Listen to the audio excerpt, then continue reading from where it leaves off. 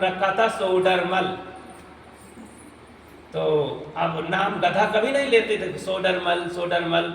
तो रो रहे थे मेरा सोडरमल मर गया।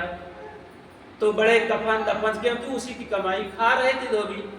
कपड़े लाद करके रोज शाम सुबह उसी पर लादते, मिट्टी धोते। तो उस दिन दोनों प्राणी उदास थे, काम करने नहीं आए। तो धोबी ने कहा कि ऐसा कर, तू ही जा रानी से हाथ जोड़ना, नहीं मैं जाऊंगा तो मेरी कोड़े से पिटाई होगी राजा साहब से, मैं नहीं जाऊंगा। धोबी गई, रानी साहिबा के चरण पड़ी कि सरकार बड़ा दुख पड़ गया है, रोने लगी, मेरा सोडरमल मर गया। तो रानी बिना सोचे विचारे सोचा कि सोडरमल कोनो छोट बड़ा मझिला बिटवा रहा होई। अब इसके ऊपर इतना जवान गगदेल खत्म हो गया, तो मुझे भी इसके दुख में रोना चाहिए। मैं भी एक औरत हूँ, ये भी एक औरत है। औरत औरत का दुख न बटाया जाएगा तो फिर कौन बटाएगा। रानी रोने लगी, मेरी प्रजा है ये। रो ही रही थी रानी कि उधर से राजा साहब आए कि रानी से मिल करके हम राजपास देखें। देखा कि मेरी रानी रो रही है। सोचा कि आज तक रानी की आंखों में आंसू नहीं आए, आज कोई जरूर बड़ा संकट आया होगा। तो अपने रानी अर्धांगनी के संकट में मैं तो राजा हूं, मुझे तो रोना ही चाहिए। राजा भी रोने लगे। अब राजा रोने लगे तो अब मंत्री महोदय उधर से आए, सभा के लोग, कि राजा से आज्ञा लेकर के, आर्डर लेकर के काम करें देश का। देखिए कि राजा के ऊपर संकट है, रो रहे हैं, तो मंत्री महोदय रोने लगे। फिर मंत्री के पीछे जितने रहे कर्मचारी, देखे कि हमारे मंत्री रो रहे हैं, वो भी रोने लगे।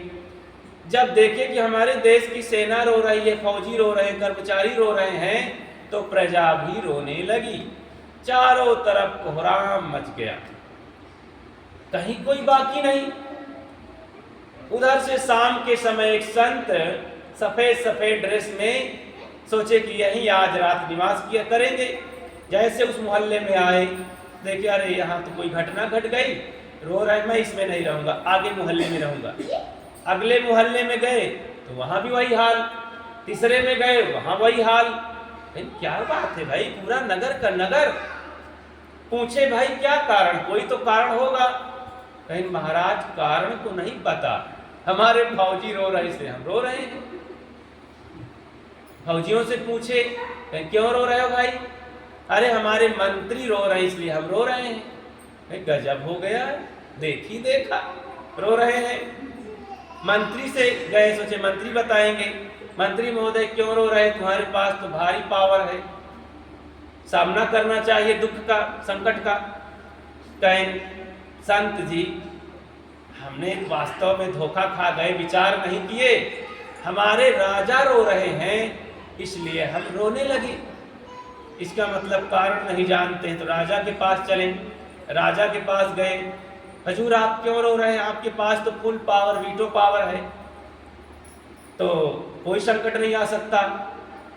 राजा ने कहा देखो महात्मा जी, सरल सी बात है, मेरी औरत रानी वही तो है, अर्धांगनी है हमारी, उससे बड़ा राज में कोई प्यारा नहीं है हमारा।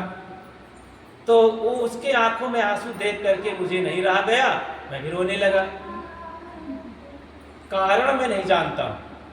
अच्छा तो रानी के पास पता चलेगा। रानी के पास गए, क्यों रानी महारानी बताइए मुझे क्यों रो रही हो, राजा के होते हुए इतना धन खजाना। कहें महाराज जी मेरी एक प्रजा है, गरीब औरत, साफ सफाई में रात दिन लगी रहती थी, उसी के बदौलत तो मैं चमकती थी, मेरा घर चमकता था, तो उसके दुख में मैं थोड़ा रोने लगी, बस इतनी सी बात। क्या मतलब कारण आप भी नहीं जानती। कहें हाँ मुझे आगे का पता नहीं है, क्यों रो रही है धोबी, इसका मतलब उसके पास। महाराज जी धोबी के पास गए, कहें महाराज जी साफ बात है, मेरा सोडरमल मर गया है। तो महाराज जी भी थोड़ा उदास हो गए, तो होने पड़ता है। तो लेकिन फिर सिर ऊपर किए, कहें अच्छा तो ये बताओ सोडरमल की शादी वादी है रही। क्योंकि शादी हो जाए, पत्नी राण हो जाए तो बड़ गड़बड़, एक आध बिटवा बिटिया हो तो और अनाथ हो जाए।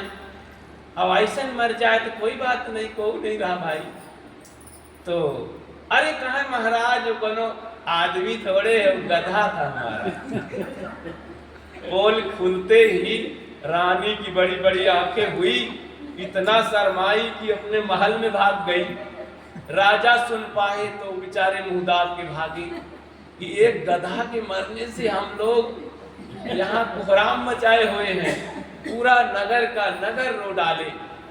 तब महाराज ने कहा, देखो भाइयों, आप लोग नीचे से ऊपर तक, प्रजा से राजा तक, गरीब से अमीर, ज्ञानी से अज्ञानी, कोई तो विचार कर लेते, इतना बड़ा होने से क्या हुआ, ज्ञानी बुद्धिमान होने से क्या हुआ, जब खोज नहीं करते हो कारण क्या है, दुख का कारण, रोने का कारण क्या है, बंधन का कारण क्या है।